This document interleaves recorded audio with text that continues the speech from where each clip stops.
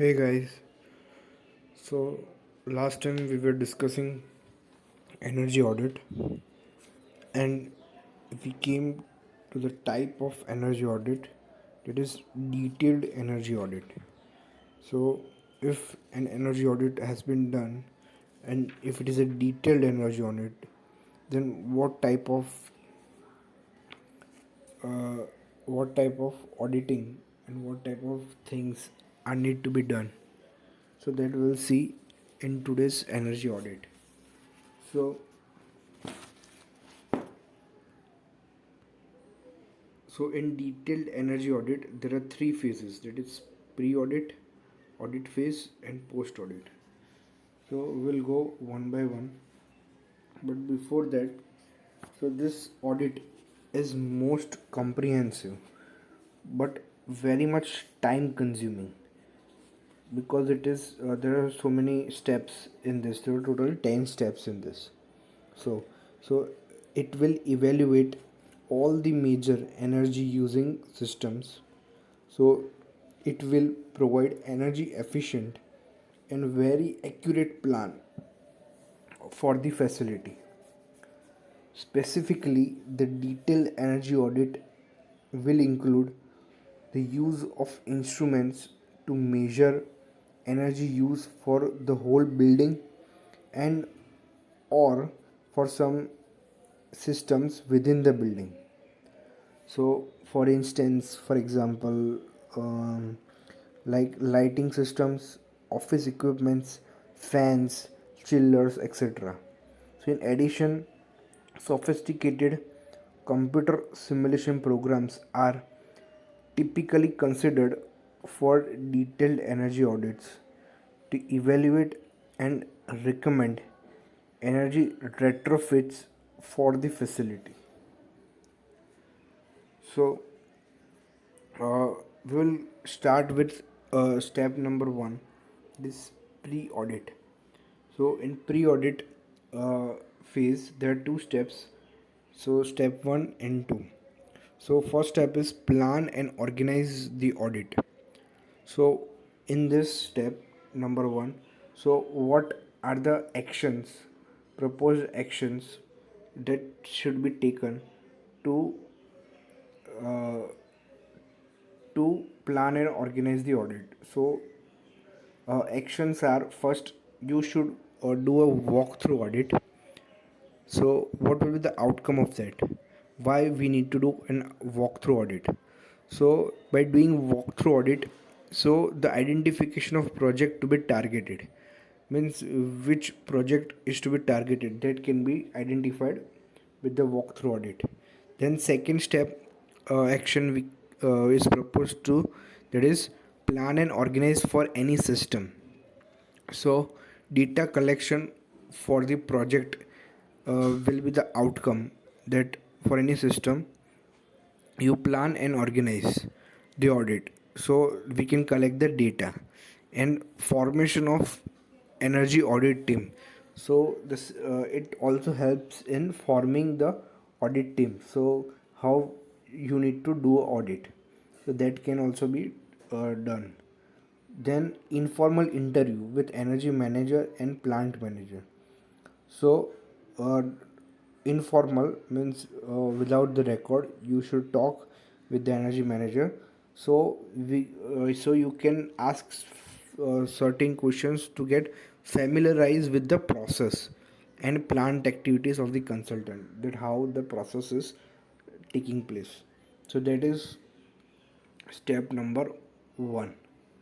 Then we come to the second step, that is introductory meeting with divisional heads. So why this is done? So to develop cooperation among all the staff.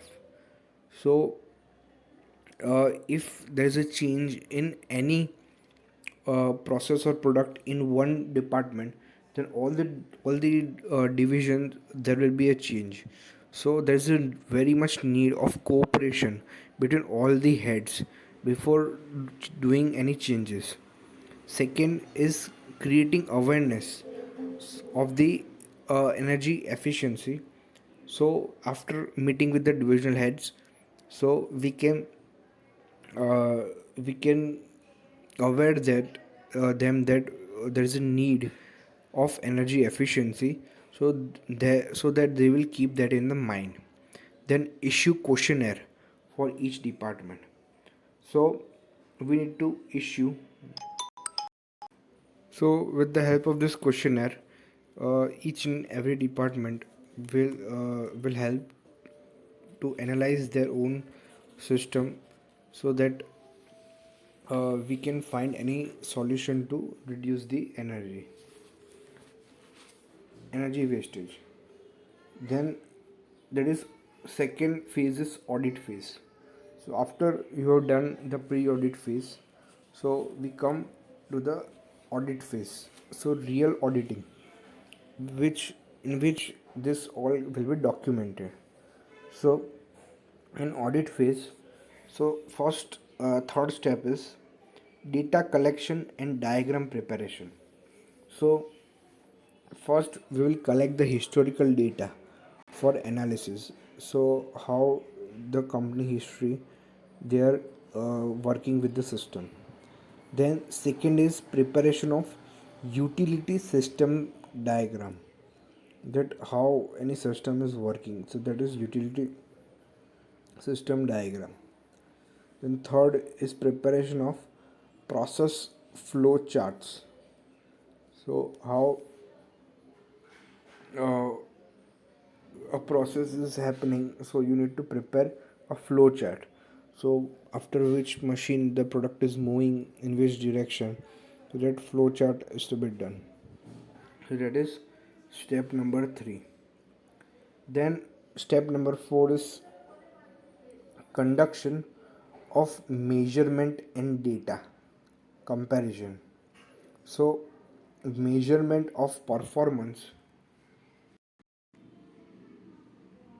So measurement of performance are to be conducted for facilities which are used, that is which are mostly used facilities, so their performance is to be conducted. Then we need to compare it with standard data. So whatever standard data is available in past, so or created, so we need to compare with it, so that is data comparison. Then next step is trial conduction. So various trials need to conducted, like 24 hours power monitoring, that how much power is used in whole day. We need to plot a graph that during which are the peak hours, and after the office is closed, then how much power is used. So whole 24 hours monitoring is to be done. Then load variation trend in pumps.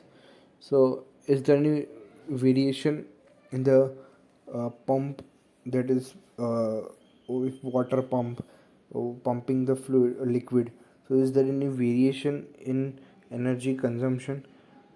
Because it may be possible that if the quality of water is different, that is if it is hard water, then the pump need to push more, and you need more energy. And it may also be possible that if the pump life is reduced, then it may also uh, consume more power.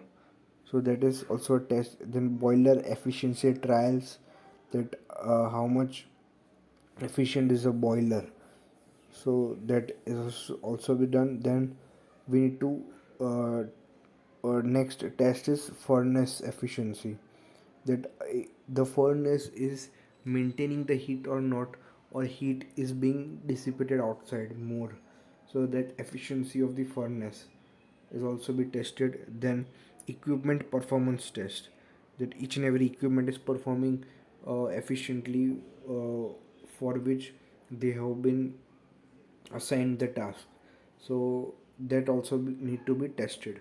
So these are the various trials which we need to conduct, so that we can analyze the consumption of each and every system. Then analysis of energy use. Step number 6. So analysis of energy use. So energy and material balance, that is, if more material is being used, more product is being produced, then more energy should be consumed. But if just the balance, the proportionality should be there. So it should not be that if somewhat more material, somewhat more production is done, then energy is consumed very drastically, very high. So this, there should be some balance. We need to analyze that. Then energy loss and waste analysis, that where the energy is being lost in the form of heat, or in the form of inefficiency of any equipment. So where the energy is being lost, so that analysis is to be done, and how we can recover it. So that is step number 6. Then step number 7, so identification and development of NCON, that is energy conservation opportunities. So NCON is called energy conservation opportunities. EN means energy, CON means conservation. So that is called energy conservation and opportunities. So how we can identify and develop NCON. So for that, uh, we need to collect uh, and develop ideas. So we will collect and develop ideas, then refine uh, those ideas, then we can idea review that idea with consulting other persons on involving other people.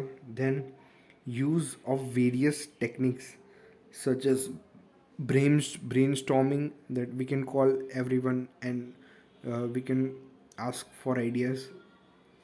And value analysis, so what value will be created with that idea, so that we need to analyze first. Then next is consult vendors for new technology if possible.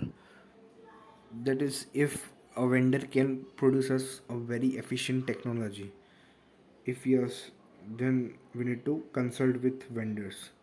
So these are the main steps which we can take to identify and develop the energy conservation opportunities. Then next is step number 8, cost benefit analysis.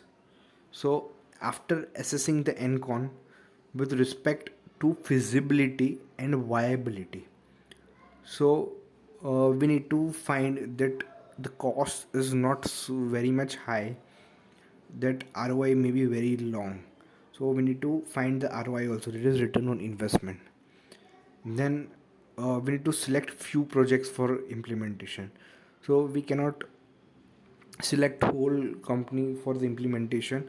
Each and every, we cannot change everything, but we can start with a small few projects, and we can analyze that if it is helping us or not.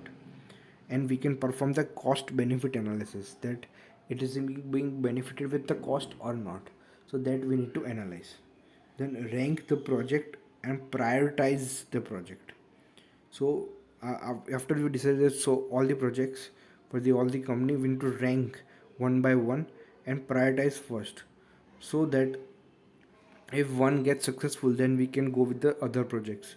So second and third, similarly we can move in further directions. So that is cost benefit analysis. Then second last second step is preparation of report and presentation. So after doing this audit phase, uh, all the conclusions and all the points and data, we need to draft a report, prepare the presentation to represent to the top management. So whoever is the trustees or directors, so we need to represent to the top management. Then we need to finalize the report and instruct the steps to be taken by each responsible and involved person. So we need to instruct the steps which should be taken by each and every responsible persons who are involved in that. So that is step number 9. Then next step is this last step, this is post audit phase. In that, implementation and follow. So after implementing the energy conservation recommendations, that is NCON, uh, the action plan and schedule for the implementation should be given, and we should monitor each and every step, and by performing periodic review that our goal is being achieved or not. So that is the post audit phase, is implementation and follow up. So this is the detailed energy audit, in which you can do a energy audit. There are total 10 steps divided into 3 phases. So this is very important. So that is detailed energy audit. So now next we are going to see is energy management approach. So energy management and audit approach, there are total 4 types of approach. That is individual approach, then there is a regional approach, then centralized approach and outsourced approach. So how you can approach to this energy management? So we will go one by one. So some organizations have long recognized energy as priority and have comprehensive, well integrated and organizational structures for energy management. uh, at some levels, individual persons are approaching for energy management. So we have divided this in 4 approaches. So first, individual approach. So at very basic level, a firm might assign an individual all energy management tasks, often in addition to other responsibilities and competing priorities. So typically, this individual interacts with all the functional areas of the business and coordinates efforts to meet energy and financial goals. In some cases, this role might evolve in a full time energy director. So, this person could be existing manager or engineer who demonstrated a passion and talent for energy management. Or you can also hire a new employee who has experience in this role. So that is a individual type of approach. Then there is second is regional approach. So in regional approach, some giant companies approach regional. So the organization might be divided into geographic regions. So each with engineering or property management director to oversee individual building operators. So that is, if you have so many plants in different locations, then regional approach means there should be an RO, that is RM, that is regional manager.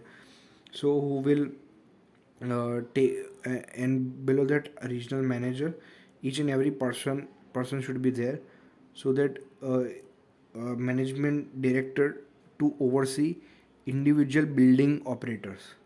So in addition to their oversight duties, the directors are tapped to develop and administer energy management plans for their regions. So that is regional approach.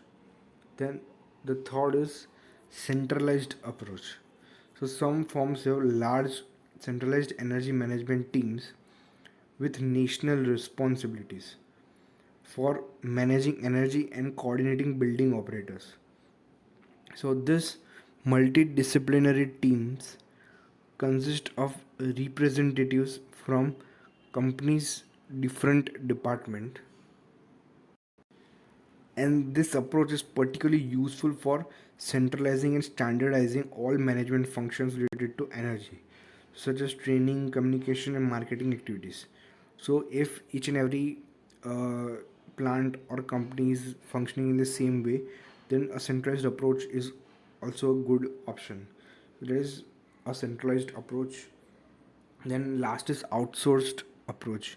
So outsourcing the energy management. That is, if a outsourced function, if any in outsource means from out any organization who are interested in energy management, so we can outsource this, so which may include studies, energy tracking, reporting, and turnkey projects, improvement projects. So contracts with service providers define explicit goals for energy performance and remedies if those goals are not met.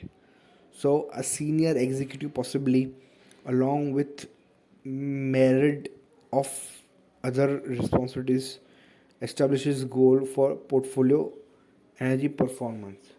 So, in this approach, you are just giving to other company this for managing the energy. So they will do all the task, and your company employees are not taking the headache.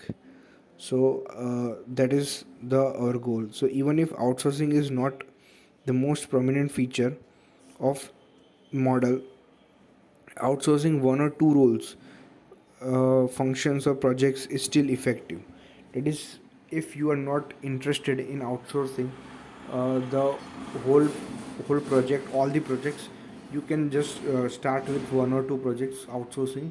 So that can also give some expertise which you require, and also will lower your headache. So it's also an effective way to obtain the energy management. So these are the all four approaches. So in the next lecture, we will see under different types of costs, energy costs, and we'll see benchmarking, and also we will see uh, various types of metering equipments.